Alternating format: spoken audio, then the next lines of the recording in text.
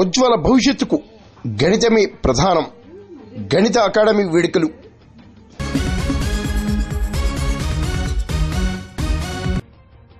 సమాజంలో ప్రతి ఒక్కరి ఉజ్వల భవిష్యత్తుకు లెక్కలే ఆధారమని, పాఠశాల స్థాయి నుండే లెక్కల పట్ల మక్కువ చూపాలని గణిత అకాడమీ వ్యవస్థాపకులు సత్యనారాయణ కోరారు.